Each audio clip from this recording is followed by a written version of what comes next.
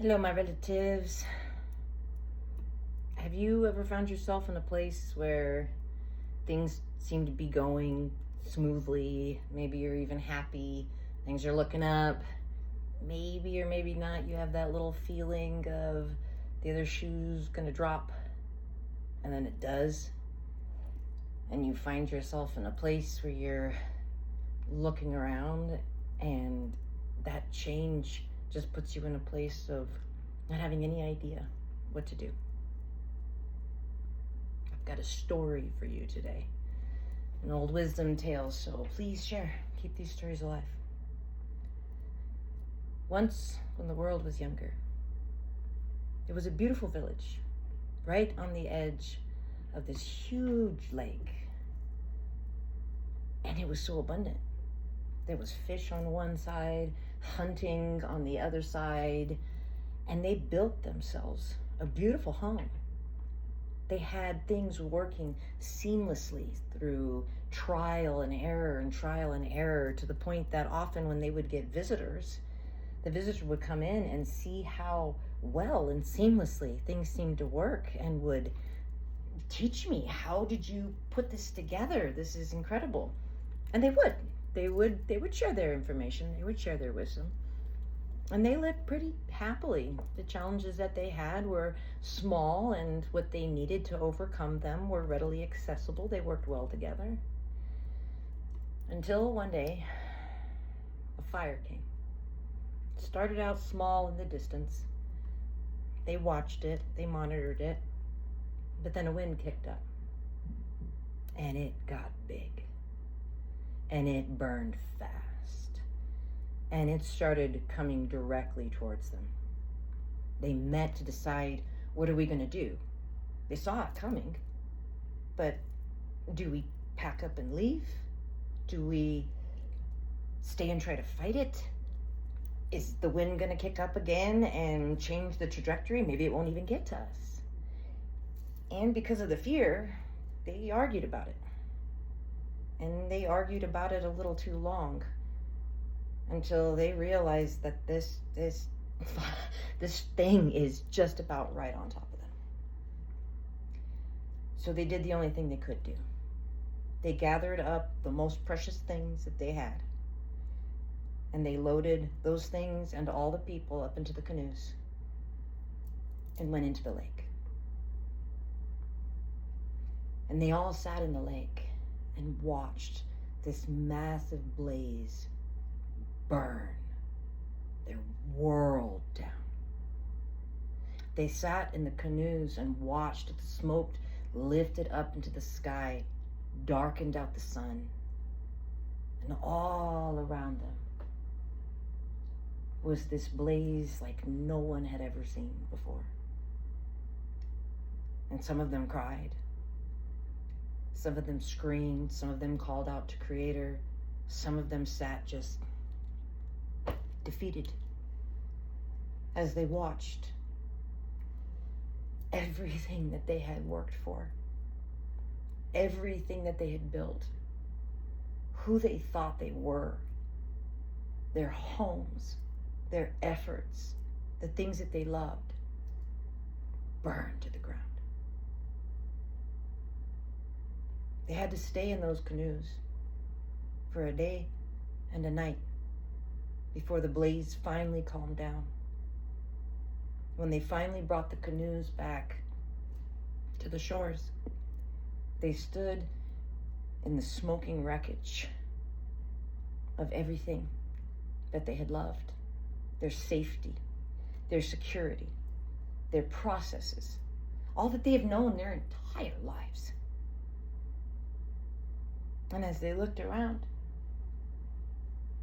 they had no idea what to do. An elder stood up and said, we have our lives. We have our precious things. Nothing happens for no reason.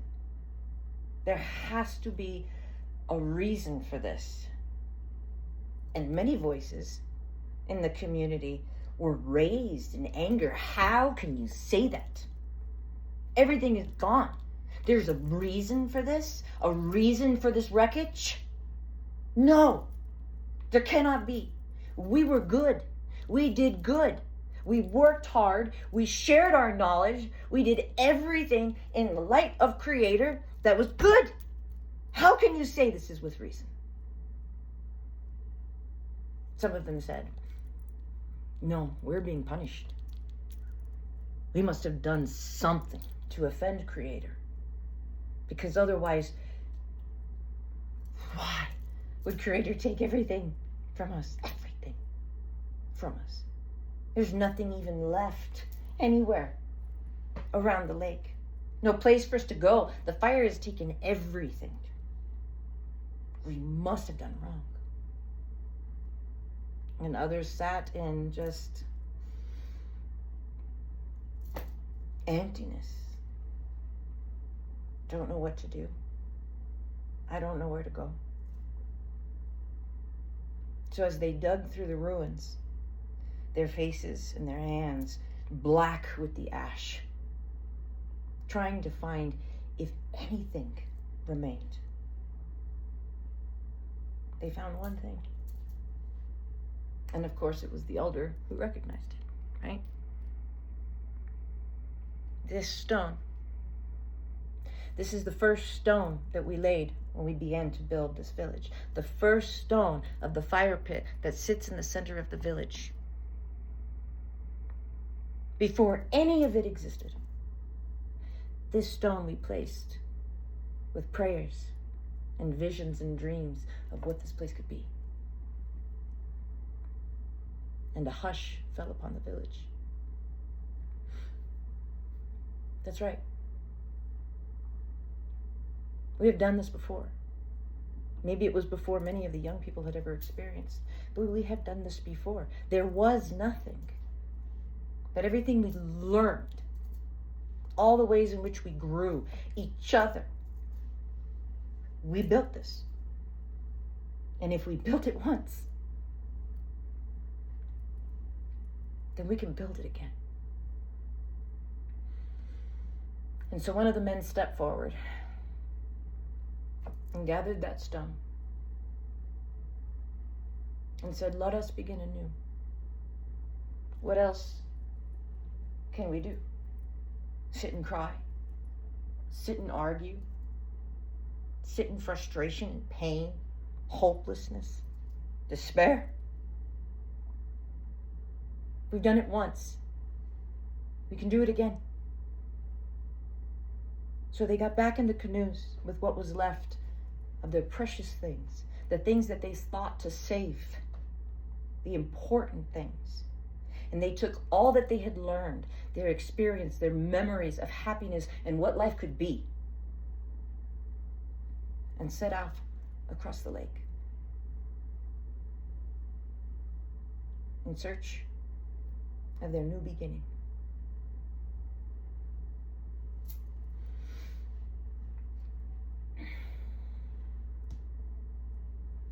It's where I am. Rebuilding after my world burned. And I know most of you watching this have been there too. Whether it is a relationship that ended, whether it was a home that was lost, a job that was lost, a friendship, a loved one, something in your life burned away. And yes, we sit on the other side of it, questioning, sometimes empty, sometimes depressed, horrified. Because yeah, what do I do now? I was so comfortable. I was so good at the way things were. But I'm wondering if you paused long enough to actually look at the way things were. Was it perfect? Was it all that wonderful? Or were you just comfortable with it, used to it, good at it? Because I find most of the time when I ask that question, there's a reason that that feeling of the other shoe was going to drop there. And it wasn't just a belief of that's what happens. Because if it's good, and then something happens and it goes south, it goes bad, that means it was good. Which means it can be good again, and it might go bad again. but that means it can be good again. So do you focus on, oh, it's good now, that means bad is coming? Or when it's bad, you say, hey, it's bad, but that means good is coming. It's your choice, however you want to look at it. But at some point in time in our lives, we pretty much started from nothing. And if we did it once, we can do it again. So when we find ourselves in this place, we pause and we take stock of our resources. What is left? What did we learn? What have we learned through our lives? What are we holding on to? What do we refuse to let go of? What do we fixate on? Are we in the punishment paradigm? Something bad happened, therefore we must be bad? Are we in the nobody loves me, everybody hates me, I'm gonna eat some worms paradigm? There's something inherently wrong with me that this keeps happening. Do we step into that sometimes challenging place of, well, if I'm going to believe that nothing happens for no reason, everything happens for a reason, and I don't get to pick and choose? Do we step into that one? Do we find ourselves angry at that one? It's questions to ask ourselves. Because if we don't question ourselves, then where are we really getting our learnings? Where can we possibly find solace? How do we know where to look or where to go? What brings us to that place of questioning, right? I got nothing left. So that means I gotta ask, what do I want? What do I want? Because if this is where I was, I thought I wanted it. But did I really? Or did I grow since that place? Did I expand till I reached the boundaries and the limitations of what that life or that thing that we lost could offer us? If we don't question ourselves, my relatives, and be loving and kind enough to question those going through times like this, asking questions instead of making statements, so that we can learn, we can connect. Fire is cleansing. Fire is natural. Fire is normal. Fire is how the earth heals itself. Whoa, don't say that. The world is burning. Bad, bad, bad, bad, bad. It's been restoring itself like that since before we got here. But do we see it as restoration? Do we just see it as destruction? Or can we see it as both? It can be an opportunity to rebuild. And yes, it can be exhausting. And it can be challenging. And it can be hurtful. So grieve. Grief and sadness are the emotions that we feel when we've lost something, because we have. But that's not the end of the story, is it? So much love, my relatives. Pass this along to someone that you think might need it. And if this is you, sit in a place and ask yourself some questions and see what answers you get. Have a beautiful day.